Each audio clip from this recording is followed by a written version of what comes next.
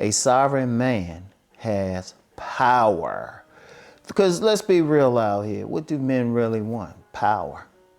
Power to impose their will on their lives as they see fit.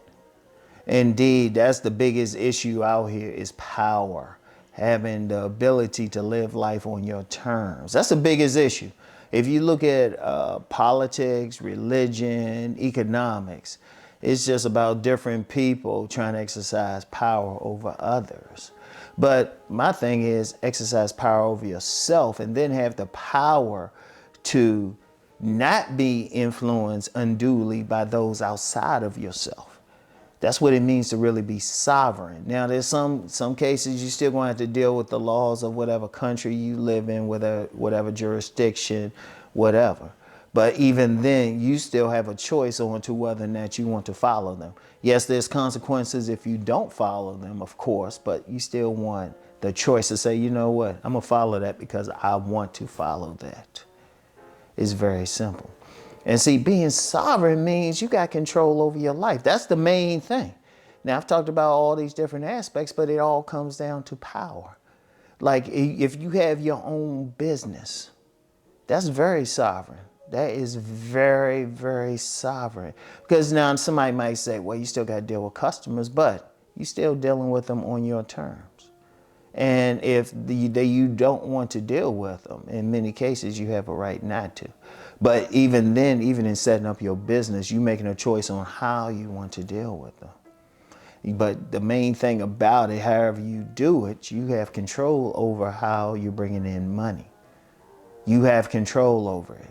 You can decide what do you want to do, what do you want to be in.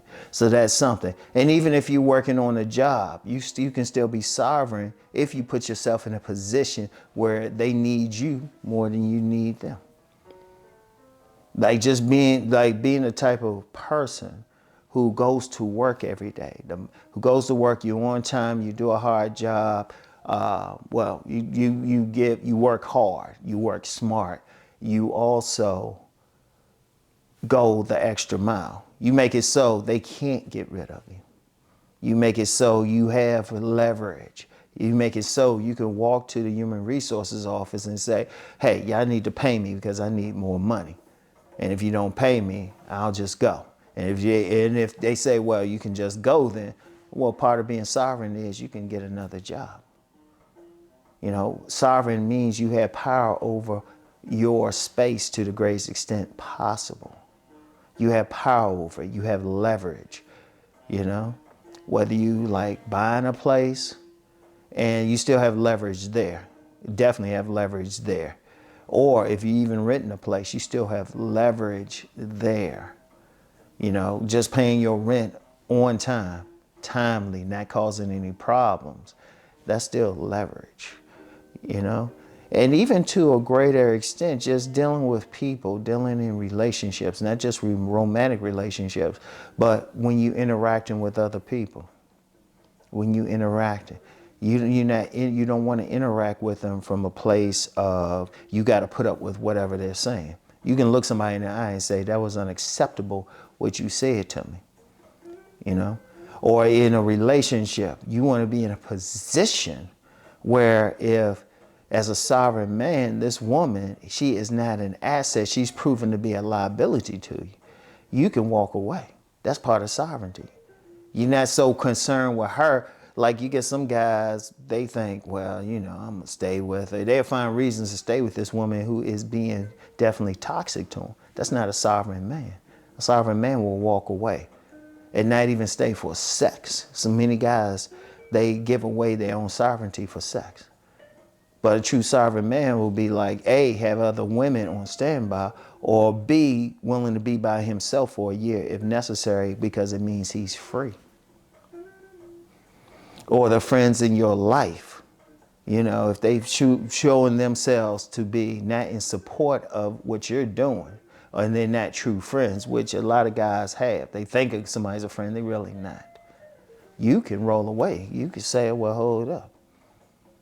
I'm a sovereign man. I don't have to put up with this. I got zero tolerance for it, you know? Like, I'm gonna tell you something with me. If I go, like, even just going about every day, like if I go into like any type of store, grocery store, clothing store, furniture store, I don't like the customer service. If I don't like the customer service, it would take a serious thing to get me back in the store. And the only way they would get me back in, that this one store has something I want in particular, and I can't find a store in the chain that has the same thing. I mean, serious. I don't have to shop. And if I go in a particular food store and I don't like the customer service, they're not gonna see me again. Unless they just happen. The only way, if they just happen to have something I have to get. And like I said, I'll look for another store in that chain. Because that's one thing with me. See, as a sovereign man, you don't have to put up with anything. You don't have to put up with anything. You don't have to put up with bad treatment because you have the power to, because you have control. Because let's bring it all back to it. You have control over your life. You have control. And what you don't have control over, direct control over, you have leverage. So you don't have to stay on this job that's treating you in a negative way or disrespecting you. If you have a business, you can choose who you deal with as a customer. You can choose that because they choosing you.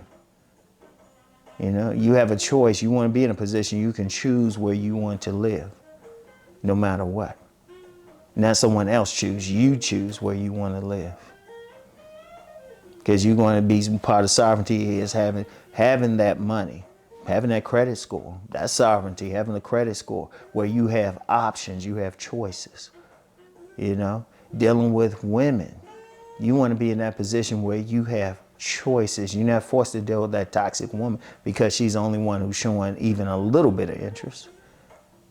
You want to be in that position where you have a choice. Whether you want to be a womanizer or you want to be a monk. But it's not your choice, not the women just saying, oh, we're not going to deal with it. You just can't get a woman. It's like, no, you're going to deal with them on your own terms. That's what it means. That's always been my thing. Anybody, there was one young lady I met and she figured it out about me right away. She said, Rom, you're about power. And that's it. Even when I talk about man against woman, I'm telling men how to have power in their interactions with women.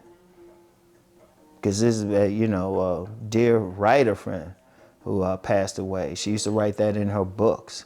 Like they were works of fiction. In fact, they right behind me here. The Vampire Huntress series. And she's always used the term negotiation when men and women about to get down. You got power in that negotiation. So I'm going to tell you what, as a sovereign man, that's ultimately what you're about. If you don't want power over your own life, you don't want to have power in your interactions, you don't really want to be sovereign. And you know what? That's not my life, but if it's yours, you did good with it, fine. But if you rolling with me, you working to be a sovereign man to have power, all right? So that's all I have for today. Meditate on what I'm saying. Think on what I'm saying, all right? Keep rising to become a sovereign man. Peace and blessings.